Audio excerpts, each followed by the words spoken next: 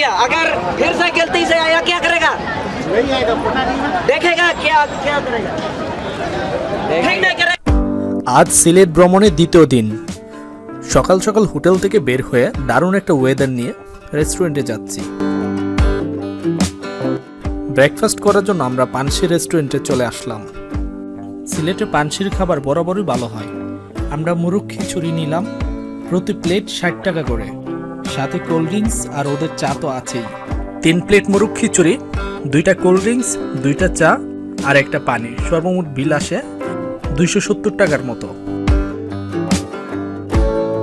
এখন আমরা একটা সারাদিনের জন্য সিএনজি রিজার্ভ করে জাফলং এর উদ্দেশ্যে রওনা দিলাম।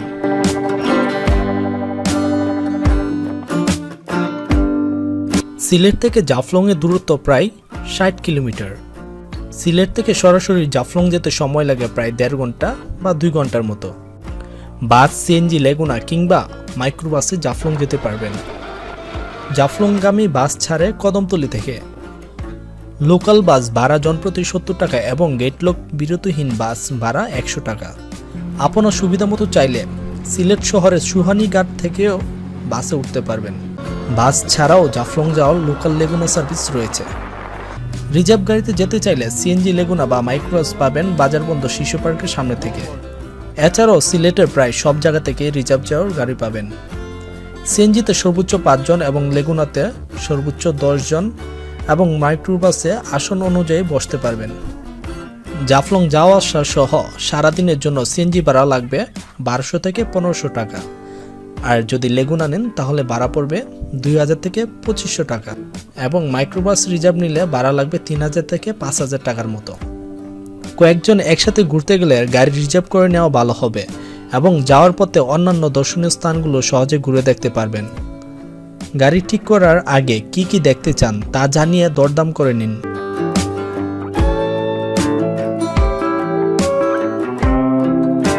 সো ভিউয়ার্স, আমরা জাফলং চলে আসছি। জাফলং 0 পয়েন্ট যাওয়ার জন্য বাকি রাস্তাটুকু আমরা হেঁটে যাব। I've seen a lot of change, been through a lot of pain. Some things are not the same as they were a year ago. Jaflong 0 পয়েন্টের উদ্দেশ্যে আমরা হাঁটা শুরু করলাম। রাস্তার দুপাশে অসংখ্য দোকান রয়েছে। এই দোকানগুলোতে বিভিন্ন বিদেশি প্রোডাক্ট এবং দেশীয় প্রোডাক্ট পাওয়া যায়। বিভিন্ন ধরনের আচার, চকলেট, বাচ্চাদের খেলনা, নানা প্রকার সাবান, সিলেটের চা পাওয়া যায়। হেঁটে হেঁটে বেশ অনেকটা নিচে নামতে হবে আমাদের।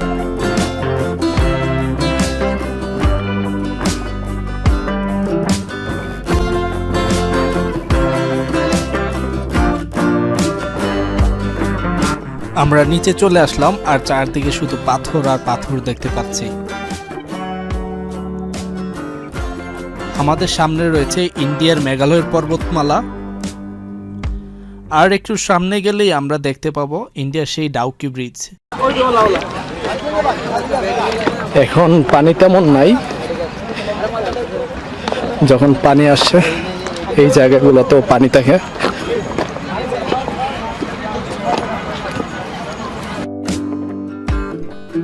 সো ভিউয়ার্স, ফাইনালি আমরা স্টে করছি জাফলং 0 পয়েন্ট।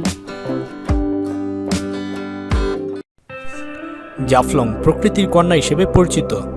সিলেট জেলার দর্শনীয় স্থানগুলোর মধ্যে জাফলং সবার পছন্দ। সিলেটের গোয়ানঘাট উপজেলা ভারতের মেঘালয় সীমান্তের ঘেঁষা প্রকৃতির দানে রূপের পসরা সাজিয়ে আছে জাফলং।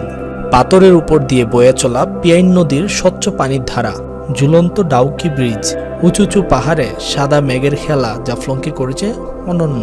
এক এক ঋতুতে জাফলং এক এক রকমের রূপের প্রকাশ ঘটায়, যা পর্যটককে ভ্রমণের জন্য সারা বছরই আগ্রহী করে তোলে।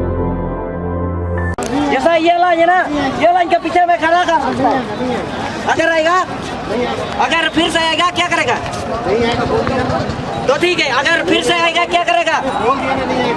तो बोल दिया, अगर फिर से गलती से आया क्या करेगा? नहीं आएगा, पता नहीं ना, देखेगा क्या क्या करेगा, ठीक नहीं करेगा, हम लोग ठीक करेगा। জাফলং ট্যুরের জন্য গ্রুপ করে গেলে ভালো হয়, খরচ কম হবে। কিছু কিনতে বা খেতে চাইলে দরদাম করে নিন। যেহেতু জাফলং সীমান্তবর্তী এলাকা, তাই সীমান্ত এলাকায় নির্দেশনা মেনে চলুন। পানিতে নামার সময় সতর্ক থাকুন, পাথর উত্তোলনের ফলে অনেক জায়গায় বেশ গভীর। স্থানীয়দের সাথে সুন্দর ব্যবহার করুন। এমন কিছু করা থেকে বিরত থাকুন যা প্রকৃতি ও পরিবেশের জন্য ক্ষতিকর। এখানে আপনার মালামাল সেফ রাখার জন্য লকার পেয়ে যাবেন। আনলিমিটেড সময়ের জন্য ওরা 100 টাকা নেয়। রয়েছে চেঞ্জিং রুমের ব্যবস্থা। চেঞ্জিং রুম ব্যবহার করার জন্য আপনাকে 20 টাকা করে দিতে হবে।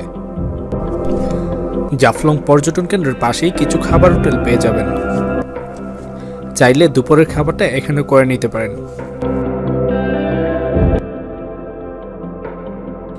খাওয়া দাওয়া শেষ করে আমরা বের হয়ে পড়লাম শাহপরান মাজারের উদ্দেশ্যে। অনেকটা রাস্তা, সিঁড়ি বেয়ে উপরে ওঠা অনেকটা কষ্টসাধ্য।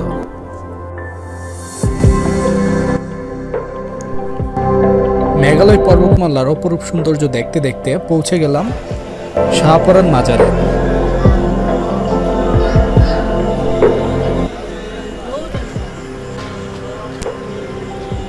এখানে ভিডিও করা নিষেধাজ্ঞা ছিল বলে শাহপরান মাজারের ভিতরে গিয়ে ভিডিও করা পসিবল হয়নি।